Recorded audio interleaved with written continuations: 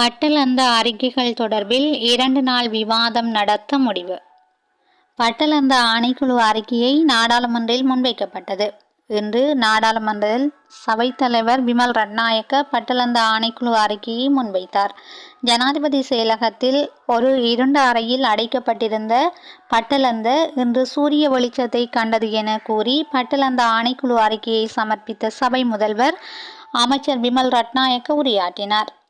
இந்த அறிக்கை சட்டமா அதிபருக்கு அனுப்பப்படும் என்றும் ஆணைக்குழு அறிக்கைகள் தொடர்பாக மேலும் முடிவுகளை எடுக்க ஜனாதிபதி குழுவை நியமித்து 2 நாள் விவாதம் நடத்த முடிவு செய்யப்பட்டதாகவும் சபை முதல்வர் நாடாளுமன்றத்தில் தெரிவித்தார். மன்னாரில் கட்டுப்பணத்தை செலுத்தியது தமிழ் மக்கள் கூட்டணி.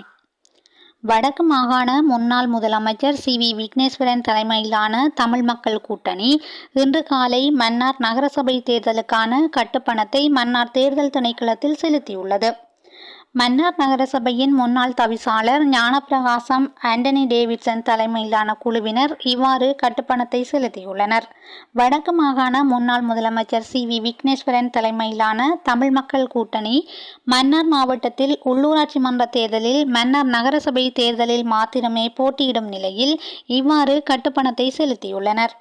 மன்னார் நகரசபையின் முன்னாள் தவிசாளர் ஞானப்பிரகாசம் ஆண்டனி டேவிட்சன் கடந்த உள்ளூராட்சி மன்ற தேர்தலில் தமிழ் தேசிய கூட்டமைப்பின் பங்காளி கட்சிகளில் ஒன்றான தமிழீழ விடுதலை இயக்கம் டெலோ சார்பாக போட்டியிட்டு மன்னார் நகரசபையின் தவிசாளராக தெரிவு செய்யப்பட்டமை குறிப்பிடத்தக்கது.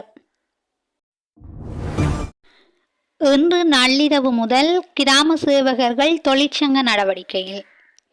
இன்று நள்ளிரவு 12 மணி முதல் தொழிற்சங்க நடவடிக்கையில் ஈடுபட போவதாக இலங்கை கிராம உத்தியோகத்தர்கள் சங்கம் எச்சரித்துள்ளது. கிராம உத்தியோகத்தர்களுக்கான பாதுகாப்பு தொடர்பில் எழுந்துள்ள பிரச்சினைக்கு தீர்வு கோரி இந்த தொழிற்சங்க போராட்டம் முன்னெடுக்கப்படவுள்ளது.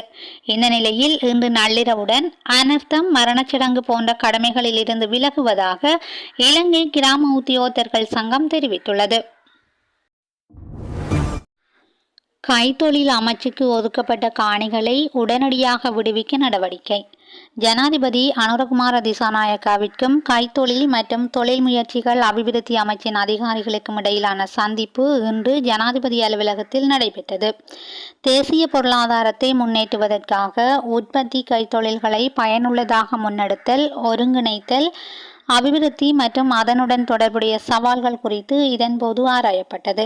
சிறு மற்றும் நடுத்தர தொழில் முயற்சியாளர்களை ஊக்குவிப்பதற்காக அரசாங்கத்தின் ஆரம்ப முதலீடுகள் மேற்கொள்ளல் மற்றும் அவற்றின் முறையான கண்காணிப்பு, முதலீட்டு சபைகளை அண்டிய உள்ளூர் சிறு அளவிலான கைத்தொழில்களை உருவாக்குதல் மற்றும் சிறு மற்றும் மத்திய தொழில் முயற்சியாளர்கள் எதிர்கொள்ளும் வணிக கடன்கள் தொடர்பிலான பிரச்சினைகள் குறித்தும் பரவலாக ஆராயப்பட்டது. கைத்தொழில் அமைச்சுகளுக்கு ஒதுக்கப்பட்ட ஆனால் இதுவரை விடுவிக்கப்படாத காணிகளை உடனடியாக விடுவிக்க நடவடிக்கை எடுக்குமாறும் ஜனாதிபதி அதிகாரிகளுக்கு அறிவுறுத்தினார். உள்ளூர் கைத்தொழிலாளர்களை வலுப்படுத்த இறக்குமதி கட்டுப்பாடுகளை செயற்படுத்தல் மற்றும் கணக்காய்வு செய்தல், நிர்மாணத்துறை சார் கொள்முதல் செயற்பாட்டில் உள்ளூர் விநியோகத்தர்கள் குறித்தும் அதிக கவனம் செலுத்துதல், இரத்தின கற்கள் மற்றும் ஆபரண கைத்தொழில்கள் சார்ந்த பிரச்சினைகள் மற்றும் அதன் முழு வருவாயையும் தேசிய பொருளாதாரத்தில் இணைப்பது குறித்தும் கலந்துரையாடப்பட்டது. இரத்தினக்கல் மற்றும் ஆபரண கைத்தொழிலை ஊக்குவிப்பதற்காக சுற்றுலா பயணிகளுக்கு வழங்கப்பட்ட வரிச்சலுகைகளை உடனடியாக நடைமுறைப்படுத்துமாறும் ஜனாதிபதி அதிகாரிகளுக்கு அறிவுறுத்தினார். கைத்தொழில் மற்றும் தொழில் முயற்சி அபிவிருத்தி அமைச்சர் சுனில் கந்துன்னித்தி, கைத்தொழில் மற்றும் தொழில் முயற்சி அபிவிருத்தி பிரதி அமைச்சர் சதுரங்க அபேசிங்க, ஜனாதிபதியின் செயலாளர் கலாநிதி நந்திக சனத்குமாரநாயக்க, கைத்தொழில் மற்றும் தொழில் முயற்சி அபிவிருத்தி அமைச்சின் செயலாளர் திலகா ஜெயசுந்தர மற்றும் கைத்தொழில் மற்றும் தொழில் முயற்சி அபிவிருத்தி அமைச்சின் அதிகாரிகள் ஆகியோர் இந்த கலந்துரையாடலில் கலந்து கொண்டனர். கச்சதீவு புனித அந்தோணியார் ஆலய வருடாந்த திருவிழா இன்று ஆரம்பம். கச்சதீவு புனித அந்தோணியார் ஆலய வருடாந்திர திருவிழா இன்று ஆரம்பமாகின்றது. யாழ்ப்பாண மாவட்ட ஒருங்கிணைப்பில் ஆயர் இல்லம், இலங்கை கடற்படை, இந்திய உதவி உயர் ஸ்தானிகர் ஆலயம் மற்றும் நெடுந்தீவு பிரதேச செயலகத்துடன் இணைந்து அனைத்து ஏற்பாடுகளும் பூர்த்தி செய்யப்பட்டுள்ளன. நாளை காலை நடைபெறவுள்ள திருநாள் பலியுடன் திருவிழா நிறைவு பெறும் என யாழ்ப்பாண மறைமாவட்ட குறுமுதல்வர் ஜெயரட்னம் அடிகளார் தெரிவித்துள்ளார். வழமையைப் போல இந்த வருடமும் இந்திய இலங்கை பக்தர்கள் ஆயிரக்கணக்கில் கலந்து கொள்கின்றனர்.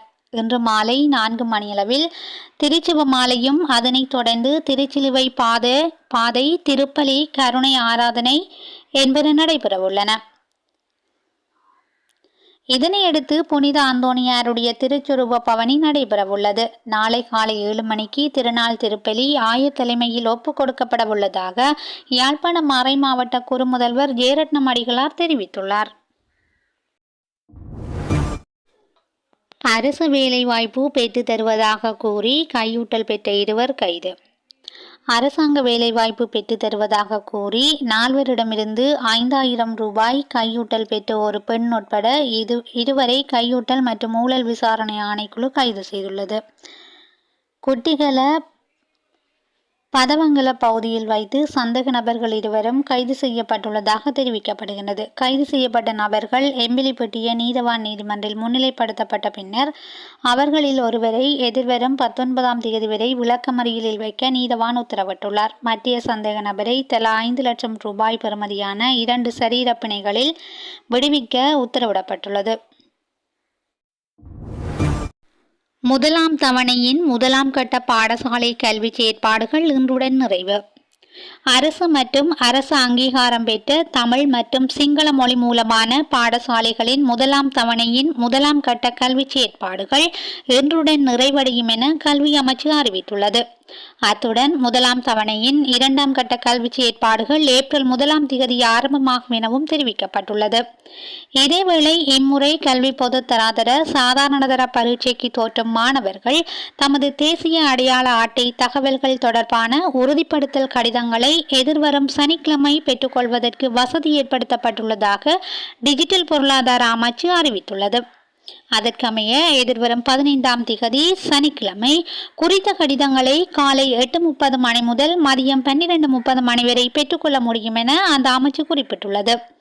அதன்படி தேசிய அடையாள அட்டை தகவல்களை உறுதிப்படுத்துவதற்கான கடிதங்களை ஆட்பதிவு திணைக்களத்தின் தலைமை அலுவலகம் மற்றும் காலி, குருநாகல், வவுனியா, மட்டக்களப்பு மற்றும் நுவரெலியா ஆகிய மாவட்டங்களில் அமைந்துள்ள கிளை அலுவலகங்களிலும் பெற்றுக்கொள்ள முடியும்.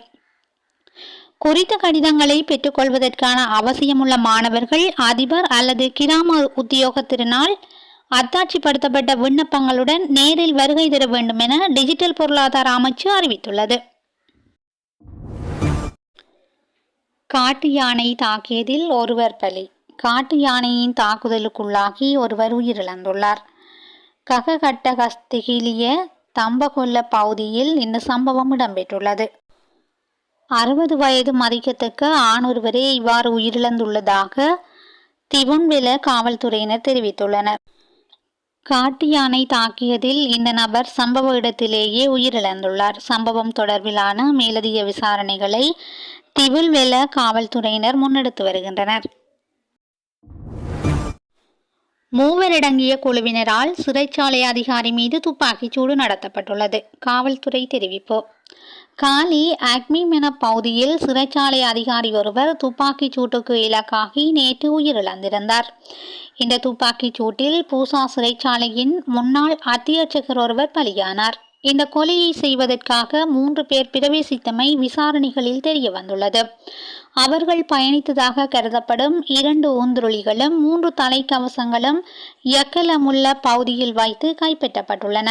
உயிரிழந்த நபர் கடந்த வருடம் பிப்ரவரி மாதம் சேவையிலிருந்து விலகியிருந்தார். இந்த துப்பாக்கி சூட்டுக்காக 9 மில்லிமீட்டர் ரக துப்பாக்கி பயன்படுத்தப்பட்டுள்ளதாக காவல்துறை தெரிவித்துள்ளது. செய்திகளை உடனுக்குடன் தெரிந்து கொள்ள எஸ்எல் தமிழ் வலையொலி பக்கத்துடன் இணைந்திருங்கள். நன்றி, வணக்கம்.